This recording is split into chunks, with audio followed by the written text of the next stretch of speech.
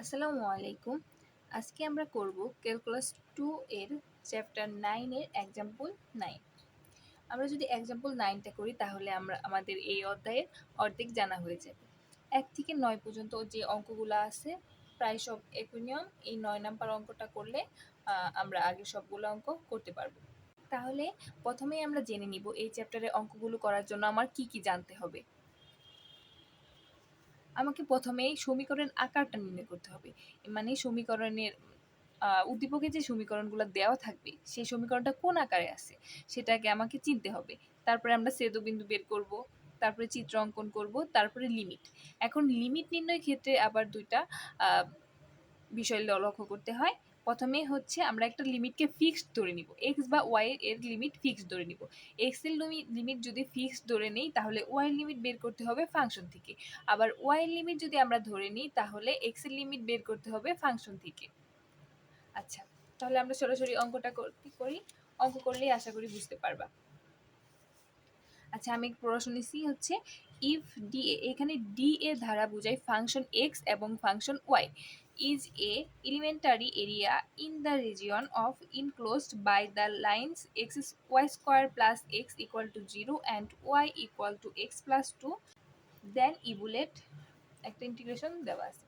তাহলে আমরা প্রথমেই শুরু করে দিই গিভেন। আচ্ছা, তাহলে আমরা অঙ্কটা সমাধান করা শুরু করি। গিভেন দ্যাট বা গিভেন দ্যাট লিখি। গিভেন দ্যাট এখন ইকুয়েশন দুটো আছে হচ্ছে Y square plus X equal to 0, আরেকটা আছে X Y equal to X plus 2। এটা 1 নং এবং এটা 2 নং সমীকরণ ধরে নিই। আচ্ছা, এখন সমীকরণ দুটার আকার, এটা কোন আকারে আছে, এটা কোন আকারে আছে। যেহেতু এটা Y square plus X equal to 0 আছে তাহলে আমরা এটাকে এইভাবে লিখতে পারি Y square equal to minus X. এটা হচ্ছে প্যারাবোলার ইকুয়েশন। তাহলে আর এখানে যেহেতু দুইটারই ঘাত 1 তাহলে এটা হচ্ছে সরলরেখার সমীকরণ।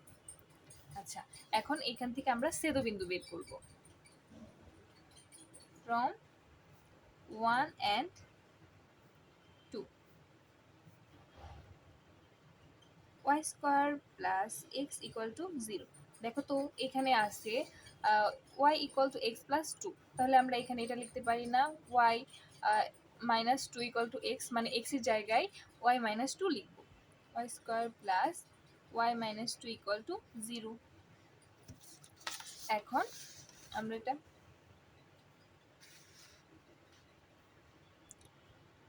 Y square plus 2y minus Y middle term করে নিলাম। তারপরে হচ্ছে কমন যাবে y প্লাস 2, এখানে মাইনাস 1 কমন হলে y প্লাস 2। তাহলে আমরা এখানে y ইকুয়াল টু পাচ্ছি মাইনাস 2 এবং প্লাস 1। আশা করি বুঝতে পারছো। এখন y এর মান ব্যবহার করে আমরা x এর মান বের করব। তাহলে y ইকুয়াল টু মাইনাস 2 হলে x ইকুয়াল টু হবে কত, এখানে যদি আমরা মাইনাস 2 বসাই তাহলে এটা এই পাশে এসে পড়বে, মানে হচ্ছে y equal to X plus 2, y এর মান হচ্ছে মাইনাস 2 বসাইলাম তাহলে এক্স প্লাস 2,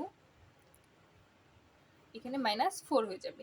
তাহলে যখন y ইকুয়াল টু মাইনাস 2 হবে তখন x ইকুয়াল টু হবে মাইনাস 4। ঠিক একইভাবে y ইকুয়াল টু যখন 1 হবে তখন x ইকুয়াল টু হবে এখানে 1 বসাইলে হবে মাইনাস 1। তাহলে আমরা দুটা ছেদবিন্দু পাচ্ছি, একটা হচ্ছে মাইনাস 4 মাইনাস 2, আরেকটা হচ্ছে মাইনাস 1 আর 1। এখন দেখো আমরা যে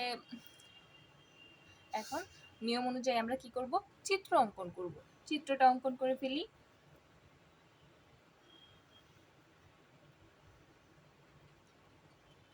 দেখো, চিত্র অঙ্কন করার পরে আমাদের কিছু জিনিস জানতে হবে। এক্স অক্ষের আপার লিমিট ও লোয়ার লিমিট এবং ওয়াই অক্ষের আপার লিমিট লোয়ার লিমিট সম্পর্কে। আমরা এক্স এর ক্ষেত্রে এক্স অক্ষটাই আগে বলি। এক্স অক্ষের ক্ষেত্রে ডানে হবে, মানে ডান পাশে এক্স অক্ষের ডান পাশে বড় মানগুলা থাকে, তাই হবে ডানে হচ্ছে আপার লিমিট। ডানে মানে হচ্ছে বড় বা আপার লিমিট, আর বামে বামে হবে লোয়ার লিমিট বা ছোট, বামে হবে লোয়ার লিমিট বা ছোট। ঠিক একইভাবে ওয়াই অক্ষের উপরে নিচে, ওয়াই অক্ষের উপরে থাকে বড় মান এবং নিচে থাকে ছোট মান। তাহলে এখানে আমরা জানি যদি এই দিকে আসে তাহলে হবে এক্স অক্ষের লোয়ার আপার লিমিট এবং এই দিকে আসলে হবে লোয়ার লিমিট। ঠিক একইভাবে ওয়াই অক্ষের উপরের দিকে গেলে হবে আপার লিমিট এবং নিচের দিকে আসলে হবে লোয়ার লিমিট। তাহলে আমরা বিন্দুগুলো বসাই দিই। এখানে আছে -4, তাহলে 1 2 3 4, 1 2 3, এটা অত বেশি যেতে হবে না। তাহলে এখানে হচ্ছে 4 পর্যন্ত আসলো, তারপরে ওয়াই অক্ষ গেছে -2, তার মানে 1 2 এখানে আসছে। আর এটা হচ্ছে -1 আর ওয়াই অক্ষে +1, তার জন্য এখানে। আচ্ছা, তাহলে এটা একটা সরল রেখা, এটা একটা সরল রেখা। এখন আরেকটা ছিল হচ্ছে পরাবৃত্ত, আরেকটা পরাবৃত্ত। তাহলে পরাবৃত্তটা অঙ্কন করে নিই। আমি এত ভালো আঁকাইতে পারি না, আচ্ছা যা হয়েছে, তোমরা একটু ভালো করে আঁকাই নিবা। আচ্ছা, তাহলে আমরা সীমাবদ্ধ অংশটুকু চিহ্নিত করি। তাহলে আমরা এতটুকু পাইলাম সীমাবদ্ধ অংশ। এখানে হচ্ছে বিন্দু -1 আর এটা হচ্ছে 1, আর এটা হচ্ছে -4 আর 2, আর এটা হচ্ছে সরলরেখা। সরলরেখা ছিল y = x + 2, আর এটা যেহেতু পরাবৃত্ত ছিল y² + x = 0। তাহলে আমাদের চিত্র অঙ্কন করা শেষ হলো। এখন আমাদের বাকি কাজ হচ্ছে লিমিট নির্ণয়। আমরা এখন আপার লিমিট এবং লোয়ার লিমিট বের করব। লিমিট নির্ণয়ের ক্ষেত্রে আমরা প্রথমেই বলেছিলাম আমাদের একটা ফিক্সড ধরে নিতে হবে। এখন ফিক্সড কিভাবে ধরবো, কোনটা ফিক্সড ধরবো? আচ্ছা, আমরা ফিক্সড ধরার নিয়ম হচ্ছে যে বিন্দুটা সরাসরি যাবে, কোনো দিকে ঘুরবে না। মানে এক বিন্দু থেকে অন্য বিন্দুতে যেতে অন্য কোনো রাস্তা আমার লাগবে না, সরাসরি যেতে পারবো, সেটাই হচ্ছে ফিক্সড লিমিট। তাহলে এখন আমরা দেখি তো এক্স এর মান কি ফিক্সড আছে? এক্স এর লোয়ার, যেহেতু নিচের দিকে বামে আসছে -4, তাহলে বোঝাই যাচ্ছে এটা হচ্ছে তার লোয়ার লিমিট। তাহলে লোয়ার -4। এখন দেখো এই বিন্দুটা কিন্তু এখানেও স্পর্শ করছে মূল বিন্দুতে, তাহলে এখানে আছে 0 আর এখানে হচ্ছে -1, তাহলে কি আপার লিমিট 0 বেশি না? এটা তো মানে বামেই আছে, ডানে হচ্ছে সর্বোচ্চ ডানে হচ্ছে 0। তাহলে এটা মানে এই বিন্দু থেকে এই বিন্দুতে যাওয়ার জন্য আমার সরাসরি কোনো রাস্তা নাই, আমার যেতে হবে এই দিক থেকে এই দিকে। তার জন্য এক্স এর মান আমরা ফিক্সড ধরবো না, এক্স এর লিমিটটা ফিক্সড ধরবো না। আচ্ছা, তাহলে ওয়াই এর ক্ষেত্রে দেখি। ওয়াই এর ক্ষেত্রে দেখা যাচ্ছে যে প্রথমে আছে 2, এটা -2 হবে, -2 হওয়ার পর আবার -2 এবং 1, এটা থেকে এখানে সরাসরি চলে গেছে, তার জন্য আমরা -2 এবং 1কেই ধরবো ফিক্সড লিমিট। -2 হচ্ছে লোয়ার লিমিট আর 1 হচ্ছে আপার লিমিট। আমরা লিখতে পারি, এখন আমরা ফিক্সড লিমিটটা পেয়ে গেলাম। ফিক্সড লিমিট হচ্ছে -2 থেকে 1। এখন আমার তো ফাংশন থেকে লিমিটটা বের করতে হবে। ফাংশন থেকে লিমিট বের করার নিয়ম হচ্ছে আমরা এখানে একটা মাঝখানে একটা বিন্দু নিব।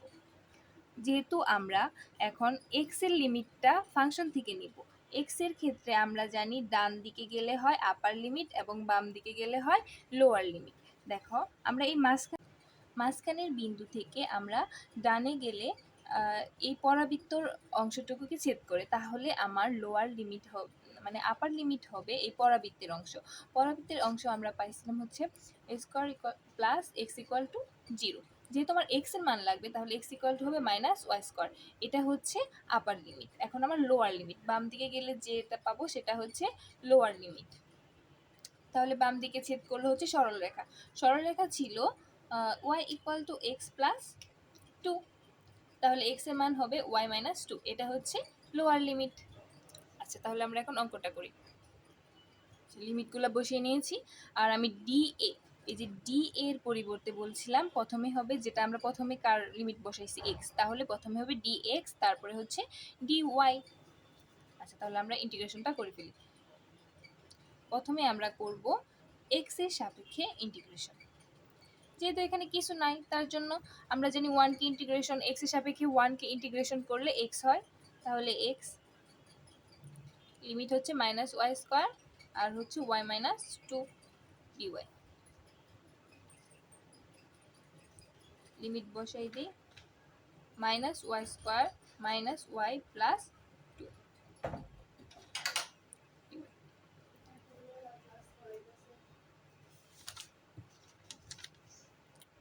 তারপরে এখন আমরা dy এর সাপেক্ষে অন্তরীকরণ করব।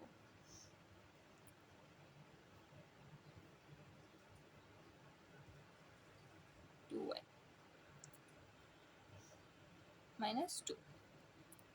এখন আমরা লিমিটগুলো বসাই দিব। প্রথমে হচ্ছে আপার লিমিট বসাই, 1/3 1/2 প্লাস 2y। 2y 1 বসাইলে তো 2 হয়ে যাবে, তারপরে মাইনাস দিয়ে 2 কে কিউব করলে হয় 8, তাহলে -8, এটা মাইনাস মাইনাসে +8 হয়ে যাবে, কারণ হচ্ছে যদি আমরা -2 কে কিউব করি তাহলে আমার -8 আসে, আর এখানেও মাইনাস আছে, তার জন্য মাইনাসে মাইনাসে প্লাস হয়ে যাবে। তাহলে 8/3 মাইনাস এখানে 2 প্লাস হয়ে যাবে, তাহলে হচ্ছে 4/2 প্লাস 2 দুগুণে 4,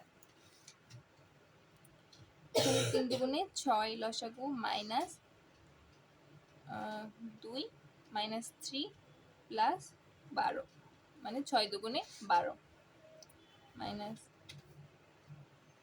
এখানেও সেম ভাবে লসাগু নিব, 3 দুগুণে 6, তাহলে এখানে 8 দুগুণে 16 হয়ে যাবে মাইনাস, তারপরে হচ্ছে 3 3 4 12 আর হচ্ছে 4 6 24,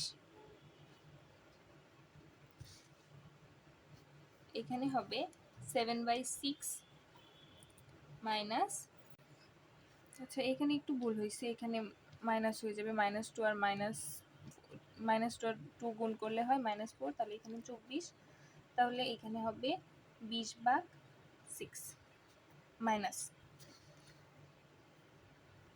তাহলে এটা মাইনাসে মাইনাসে প্লাস হয়ে যাবে, 7/6 প্লাস এটা যদি 2 দিয়ে ভাগ করি তাহলে হচ্ছে 10/2, তাহলে 10/2।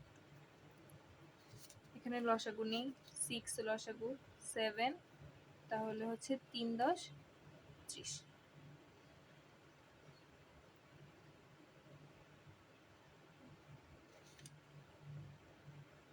ও সরি, এখানে হবে 3, তাহলে 3 দুগুণে 20, তাহলে 27/6। তাহলে এটা যদি আমরা 3 দিয়ে ভাগ দিই তাহলে হচ্ছে 3 নং 27, 3 দুগুণে 6, 9/2, এটাই হচ্ছে অ্যান্সার। আশা করি সবাই বুঝতে পারছো। আচ্ছা, দেখা হবে পরবর্তী ক্লাসে। আসসালামু আলাইকুম।